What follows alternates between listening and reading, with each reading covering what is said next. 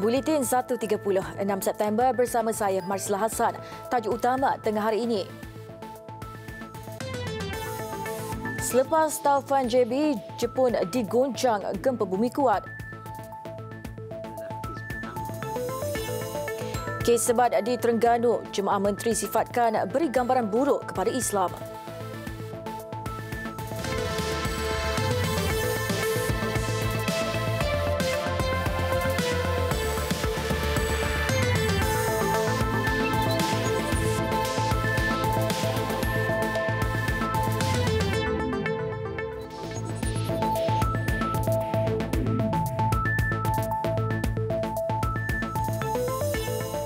Assalamualaikum dan salam sejahtera.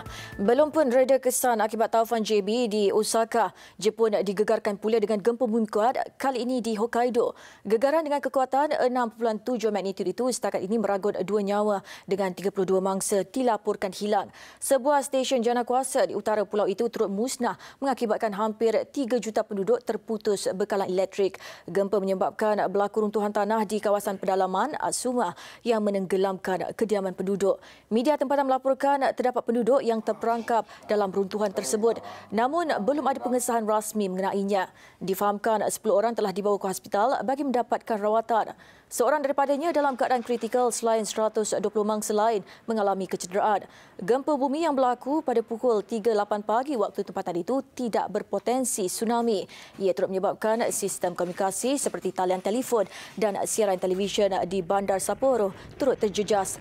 Agensi berita Kyodo melaporkan kerajaan telah menubuhkan unit kecemasan di Tokyo bagi menyalurkan bantuan kepada penduduk yang terjejas. Sementara itu, rakyat Malaysia yang terjejas akibat taufan JB yang melanda bandar Osaka yang kini berada di lapangan terbang Narita, Jepun, masih lagi menunggu penerbangan pulang ke tanah air. Selain tiada ruang menunggu sempurna, mereka yang rata-ratanya pelancong itu masih menunggu sebarang informasi serta bantuan lain seperti makanan. Menceritakan keadaan itu, salah seorang rakyat Malaysia yang kini berada di lapangan terbang berkenaan, Izwan Cik Ibrahim. Kami hanya mampu tunggu kat airport ni je lah, tanpa makanan, cuma ada minuman. Sebab flight kami pada hari Sabtu lagi 2 hari, so kami tak boleh buat apa dah. Beliau turut memaklumkan beliau bersama 3 rakannya masih berada di lapangan terbang berkenaan dan menunggu pesawat yang dijangka akan berlepas pulang Sabtu ini. Beliau turut menceritakan pengalaman beliau ketika berada di Osaka semasa taufan itu melanda. Masa kejadian, kami, sebahagian daripada kami ada di tempat penginapan dan sebahagiannya ada di shopping kompleks. Kami amat takutlah, kami tidak pernah mengalami situasi sebegini. Mereka sebelum ini telah terkandas di stesen kereta api Namba, Osaka. Selain mendapati laluan ke lapangan terbang Kansai turut telah ditutup sepenuhnya akibat taufan berkenaan. Rakyat Malaysia yang ditemui juga selamat meskipun sistem pengangkutan darat serta udara di bandar itu telah lumpuh sepenuhnya. Pihak kedutaan juga kata beliau telah menasihati rakyat Malaysia yang terjejas agar menuju ke lapangan terbang Narita bagi urusan penerbangan selanjutnya. Izwan dan 9 rakannya sebelum itu berada di Osaka untuk menyertai Festival Toyota EE86. Mesyuarat Jemaah Menteri memutuskan hukuman sebat di halayak ramai terhadap 2 wanita oleh Mahkamah Tinggi Syariah Terengganu baru-baru ini tidak mencerminkan keadilan, malah memberikan gambaran buruk terhadap agama Islam. Perdana Menteri Tun Dr. Mahathir Mohamad berkata dalam keadaan tertentu, Islam membolehkan hukuman lebih ringan dijatuhkan selain nasihat diberikan kepada tertuduh. Pihak Kabinet berpendapat bahawa ini tidak mencerminkan keadilan dan timbang rasa oleh agama Islam. Sebaliknya, kita tahu bahawa ini adalah kes pertama bagi mereka dan biasanya dalam kes pertama kita perlu memberi nasihat dan tidak seterusnya melakukan sebat sehingga diketahui oleh seluruh negara. Perdana Menteri turut berpendapat hukuman lebih ringan sepatutnya diberikan selain memberi nasihat kepada pesalah. Ini memberi gambaran yang buruk kepada agama Islam. Sebab itu kami berpendapat bahawa kalaupun ada kes-kes yang semacam ini, pertimbangan hendaklah diberi kepada keadaan tertentu yang mana dalam Islam kita boleh menjatuhkan hukum yang lebih ringan sementara kita memberi nasihat dan sebagainya. Mahkamah Tinggi Syariah Terengganu 3 September lalu menjatuhkan hukuman sebat terhadap 2 wanita yang dipercayai melakukan hubungan sesama jenis. Hukuman itu yang dijalankan di bilik mahkamah Mahkamah Tinggi Syariah Terengganu adalah pertama kali berlaku di negara ini, disaksikan lebih 100 orang termasuk pengamal media, keluarga dan peguam syar'i. Hukuman tersebut mendapat reaksi daripada pelbagai pihak. Ada yang menyokong dan menentang pelaksanaan undang-undang tersebut. Perdana Menteri turut menegaskan pendirian kerajaan itu adalah kerana Islam harus dipamerkan sebagai satu agama yang betul ansur dan bertimbang rasa. Amatlah penting kita menunjuk bahawa agama Islam ini bukanlah agama yang bengis, yang suka menjatuhkan hukum-hukum yang berat, yang mengaibkan orang. Ini bukan cara-cara yang digalakkan oleh agama Islam. Ini adalah pendapat kabinet kerajaan dan kami harap kita berhati-hati dalam mempamerkan Islam sebagai agama yang tidak ada tolak ansur, tidak ada bertimbang rasa. Sedangkan kita selalu apabila bermula sesuatu bermula dengan Bismillahirrahmanirrahim, dengan nama Allah yang Maha Pemurah lagi Maha Pengasihani. Tetapi kita tunjuk seolah-olah dalam Islam ni tidak ada perasaan pemurah sama sekali. Kita ke laporan Dewan Negara. Kerajaan sedang melaksanakan pelbagai inisiatif bagi meningkatkan ekonomi rakyat Malaysia keseluruhannya bagi memastikan pembangunan sosioekonomi yang lebih seimbang dan adil. Penyertaan Bumiputera secara saksama akan diberi keutamaan bagi menangani penyertaan yang tidak seimbang dalam guna tenaga, pemilikan aset seperti hartanah dan equity corporate selain penyertaan dalam aktiviti nilai ditambah tinggi. Dan telah mengambil kira keperluan semasa rakyat berteraskan kepada prinsip inklusiviti. Ini bagi memastikan sumber ekonomi sedia ada dapat digembling secara lebih bersepadu untuk manfaat mereka yang layak termasuk orang Melayu dan Bumiputera tanpa meminggirkan mana-mana kumpulan etnik di Malaysia. Untuk maklumat ahli yang berhormat juga, kerajaan ketika ini sedang merangka strategi dan beberapa inisiatif jangka pendek, sederhana dan panjang dalam kajian separuh penggal rancangan Malaysia ke-11 yang akan dibentangkan di Parlimen Oktober depan. Pada tahun 2017, purata pertumbuhan ekonomi negara adalah 5.9% selepas pulih sepenuhnya daripada kelembapan ekonomi dunia pada 2016 dan mencapai pertumbuhan 5.4% pada suku pertama 2018. kerjasama strategik yang boleh dibentuk bagi mendepani Pemansuhan Akta Kesalahan Keselamatan Langkah-Langkah Khas 2012 SOSMA tidak akan menjejaskan usaha kerajaan dalam memelihara keselamatan negara daripada pelbagai ancaman termasuklah kumpulan pengganas, rusuhan dan hasutan. Keyakinan disandarkan atas keupayaan Polis Diraja Malaysia serta pasukan keselamatan yang berkaitan dalam menangani ancaman keselamatan dengan menggunakan undang-undang sedia ada. Kerajaan memberi jaminan bahawa pindaan atau pemansuhan terhadap undang-undang berkenaan tidak akan menjejaskan usaha kerajaan dalam memelihara keselamatan negara daripada pelbagai ancaman termasuklah ancaman daripada kumpulan pengganas, rusuhan dan hasutan. Jika ada undang-undang yang akan dimansuhkan sekalipun, kerajaan yakin dengan keupayaan pihak PDRM dan pasukan-pasukan keselamatan yang lain dalam menangani ancaman-ancaman keselamatan tersebut dengan menggunakan undang-undang sedia ada. Satu jawatan kuasa khas telah ditubuhkan yang dianggotai oleh PDRM, Jabatan Peguam Negara, Badan Peguam Malaysia, Suruhanjaya Hak Asasi Manusia (SUHAKAM), Badan Bukan Kerajaan NGO untuk menilai dan memperhalusi setiap peruntukan dalam undang-undang berkenaan dengan terperinci. Operasi Jabatan Immigration yang giat mengesan pekerja warga asing tanpa izin menyebabkan ada majikan yang tidak senang duduk. Justru ada yang sanggup menyewa pangsapuri dipercayai bagi menyembunyikan pekerja mengelak dicekup pihak berkuasa. Lewat malam tadi, sebuah pangsapuri di Putrajaya digempur Jabatan Immigration Putrajaya. Operasi dilakukan hasil maklumat awam dan risikan jabatan berkenaan. Secara keseluruhan, 31 unit rumah di pangsapuri terbabit diperiksa. Dalam serbuan ini, 95 lelaki dan wanita warga asing diperiksa. Hasilnya 38 warga Bangladesh, 9 Indonesia, 6 Myanmar dan seorang warga Pakistan ditahan. Tiada dokumen perjalanan diri dan pasport tamat tempoh antara kesalahan yang dikesan dalam operasi ini. Kesemua mereka dibawa ke Ibu Pejabat Immigration Putrajaya untuk tindakan lanjut.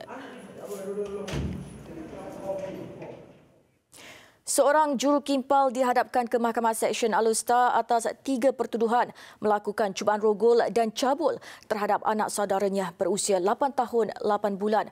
Tertuduh Abdul Aziz Ismail, 48 tahun, mengaku tidak bersalah. Pertuduhan dibacakan di 2 mahkamah berbeza. Di Mahkamah Seksyen 4 di hadapan Hakim Juraida Abbas, tertuduh didakwa telah cuba merogol mangsa di sebuah rumah di Kampung Bukit Larik, Kuala Nerang sekitar jam 3 petang 16 Jun lalu. Untuk pertuduhan itu, tertuduh didakwa di bawah Seksyen 376/1 Kanun Keseksaan dan dibacakan bersama Seksyen 511 Kanun Keseksaan. Sabit kesalahan boleh membawa hukuman penjara sehingga 15 tahun dan boleh dikenakan sebat. Di Mahkamah Seksyen 2, 2 lagi pertuduhan dibacakan. Kali ini di hadapan Hakim Azman Abu Hassan. Tertuduh didakwa melakukan amang fizikal dengan menghisap payudara dan meraba kemaluan mangsa. Kejadian berlaku sehari selepas kejadian pertama dan keesokannya pula pada 18 Jun, juga di rumah sama. Tertuduh didakwa sekali lagi telah melakukan amang fizikal dengan cara meraba kemaluan mangsa. Kedua-dua pertuduhan dibuat di bawah Seksyen 14(A) Akta Kesalahan Seksual terhadap Kanak-kanak 2017 yang boleh dihukum di bawah Seksyen 14 Akta sama. Sabit kesalahan, tertuduh boleh dipenjarakan tidak melebihi 20 tahun dan boleh dihukum dengan hukuman sebat. Pendakwaan kes dikendalikan Timbalan Pendakwa Raya Rehab Abdul Syukur, manakala Abdul Aziz tidak diwakili peguam. Tertuduh turut mempunyai rekod kesalahan rogol.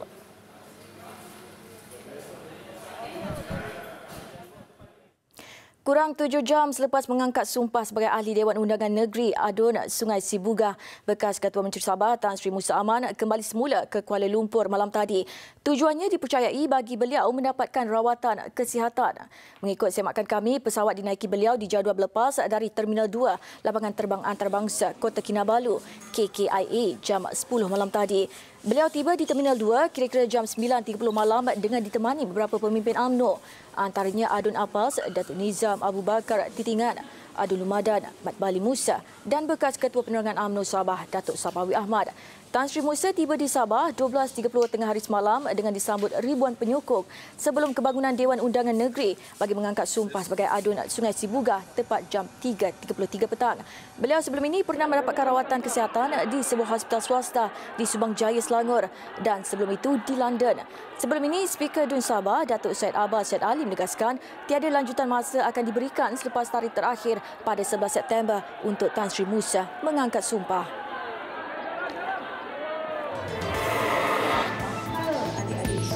Pesan Datuk Sri Siti Nurhaliza, bidang seni mampu jana pendapatan tinggi.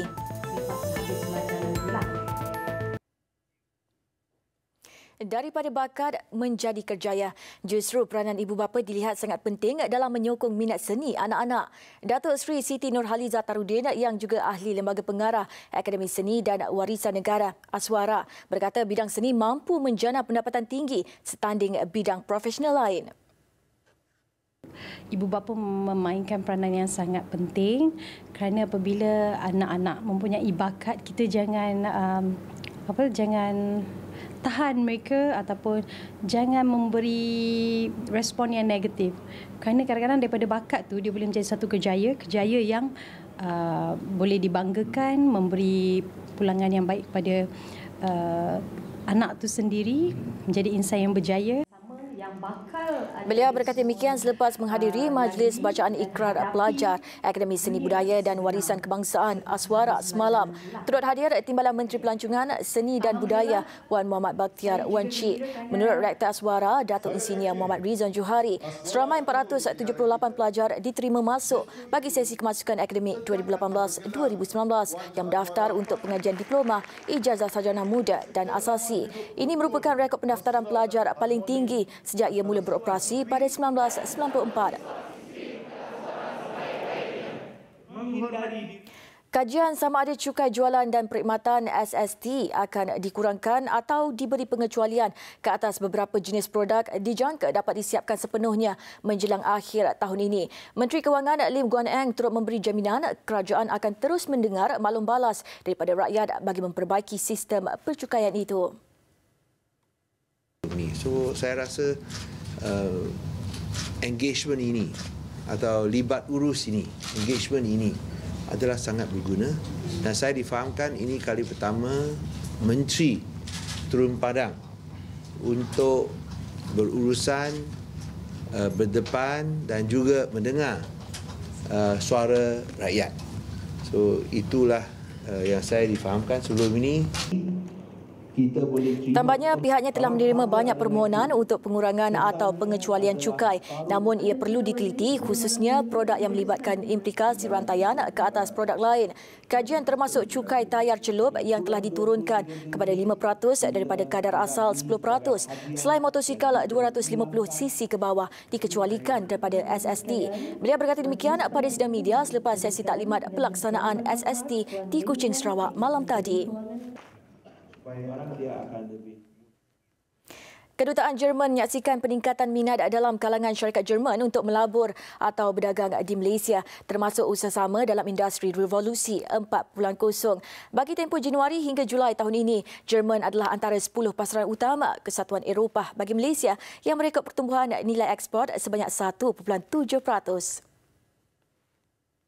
But we certainly, even at the embassy, even at the German embassy in Kuala Lumpur, we speak to companies that have an interest in coming here, and we've seen a steady flow of interest and maybe even an increase of interest with the new government. But it's too early to tell, if that really relates to the government change. I know we have always had good economic relations between Malaysia and Germany, and we look forward to these continuing. Beliau terdahulu melancarkan program pengurusan kepimpinan digital dari Jerman menerusi usaha-sama K-Pintar dan European School of Management and Technology ESMT. Program dengan kos bernilai lebih RM60,000 itu akan diadakan selama 12 hingga 18 bulan di Malaysia dan juga di Jerman. Gedung tekstil terkemuka, Jekyll, menawarkan satu lagi kaedah baru untuk pelanggan yang berbelanja dengan lebih mudah. Aplikasi BOOS yang dibangunkan oleh Axiata Digital Services Sdn Bhd adalah rakan kerjasama terbaru Jekyll untuk membantu para pelanggannya membayar tanpa tunai. Kaedah pembayaran e-dompet ini bertujuan menarik golongan muda berbelanja di Jekyll tanpa sekatan, selain menikmati pelbagai ganjaran yang disediakan BOOS. E-wallet ni boleh digunakan bermula daripada hari ini di 4 cawangan Jekyll buat masa ni, iaitu Jekyll KL, Jekyll Bangi, Jekyll Shah Alam dan juga Jekyll Johor Bahru. Jadi saya percaya dengan adanya tambahan kemudahan ni, pelanggan akan lebih mudah lagi lah membeli belanja Jekyll. Peraduan Pengantin 2018 sempena promosi pakaian pengantin yang sedang berlangsung di Jekyll antara kerjasama syarikat itu dan BOOS yang menawarkan peluang memenangi pakej percutian ke Maldives, Bali dan Pulau Langkawi serta pakej sesi fotografi perkahwinan. Menurut Ketua Pegawai Eksekutif BOOS, Christopher Tiffin, BOOS menggabungkan keperluan gaya hidup dan teknologi digital yang sophisticated untuk menjadikan transaksi pengguna lebih mudah, cepat dan selamat. Sehingga kini, BOOS sudah mempunyai lebih 3 juta pengguna dan 35,000 rakan niaga fizikal dan dalam talian di seluruh negara. Laporan luar negara. Tindakan Paraguay memindahkan semula kedutaan mereka dari Baitul Maqdis ke Tel Aviv mendapat tindak balas dari Israel. Serentak itu, Presiden Benjamin Netanyahu mengarahkan kedutaan negara Amerika Latin itu ditutup. Keputusan Paraguay itu dianggap satu tamparan kepada usaha Israel untuk mendapatkan pengiktirafan dunia terhadap Baitul Maqdis sebagai ibu negaranya. Misi itu dilihat hampir tercapai apabila Amerika Syarikat, Guatemala dan Paraguay sebelum ini bersetuju membuka kedutaan masing-masing di wilayah berkenaan. Bagaimanapun, sebahagian besar negara di dunia ini tidak mengiktiraf keputusan Israel itu. Dunia berpandangan status Baitul Maqdis seharusnya ditentukan menerusi rundingan damai. Mario Abdo yang mengambil alih jawatan sebagai Presiden Paraguay bulan lalu mempertahankan keputusan itu. Ia adalah sebahagian daripada sokongan bagi mewujudkan perdamaian antara Israel dan Palestin.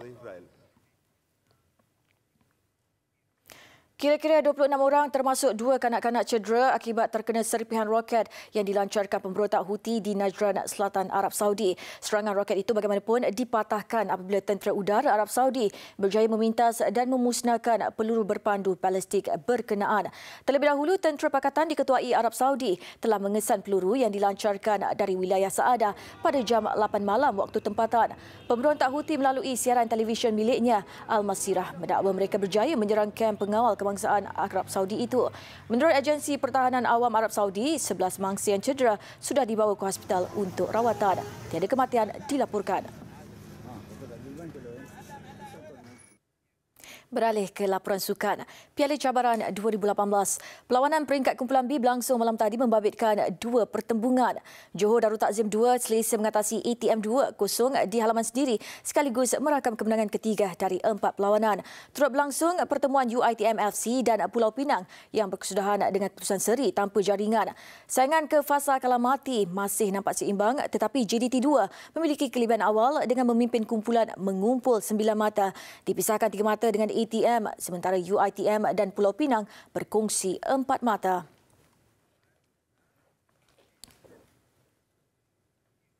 Saingan lumba basikal lebuh raya peringkat ke-11 Jelajah Vuelta dimenangi Alessandro Di Marchi dari pasukan BMC dalam aksi yang diiringi hujan lebat. Jersey merah pendahulu keseluruhan kekal di sarung pelumba Britain Simon Yates. Peringkat ke-11 membabitkan saingan paling panjang dalam edisi Jelajah Vuelta kali ini memerlukan pelumba berkayuh sejauh 208.8 km. Bermula dari Mombue, percaturan breakaway awal dilakukan kelompok besar 19 pelumba. Kumpulan peloton hadapan itu pada mulanya diketuai Thibaut Pinot dan Dylan Teuns menuju separuh saingan. Selepas itu, pendahulu perlumbaan bertukar tangan menyaksikan giliran pasukan DMC memimpin kayuhan di zon pendakian. Menerusi beberapa pelumba termasuklah Alessandro Di Marchi. Cuaca buruk hujan lebat menambah lagi cabaran menuju penghujung saingan. Kejutan tambahan pelumba Itali itu meletakkannya di kedudukan pertama di garisan penamat untuk menjuarai peringkat ke-11 mengatasi pencabar Jonathan Restrepo dari Katusha Alpecin. Bagi kedudukan keseluruhan, jersey merah pendahulu kekal milik pelumba Mitchelton Scott. Simon Yates berkelebihan 2 minit. Tenis terbuka Amerika Syarikat. Pemain handalan Jepun Kei Nishikori melepasi halangan getir di peringkat skor akhir untuk berada di fasa 4 terbaik selepas mengatasi Marin Cilic dengan aksi sengit berkesudahan 2-6, 6-4, 7-6, 4-6 dan 6-4. Di atas kertas, Cilic nampak memiliki kelebihan turun dalam aksi skor akhir dengan reputasi pilihan ke-7 kejohanan berbanding Nishikori ke-21 dan segalanya berjalan lancar buat wakil Croatia itu apabila memenangi set pertama dengan keputusan 6-2. Permainan berikutnya mempamerkan kebangkitan Nishikori yang mula memberi tentangan sengit kepada Cilic. Menang set kedua 6-4, aksi seterusnya terus sengit sebelum tiebreak memihak pemain Jepun itu dengan keputusan 7-6. Cilic juga enggan mengalah dan menidakkan kejayaan Nishikori menerusi kemenangan 6-4 di set keempat. Tetapi terus gagal mencari jawapan balas setiap asakan lawannya sebelum akur tunduk dengan keputusan sama di permainan penentuan untuk tiket separuh akhir menjadi milik Nishikori dalam pertarungan yang berlangsung lebih 4 jam.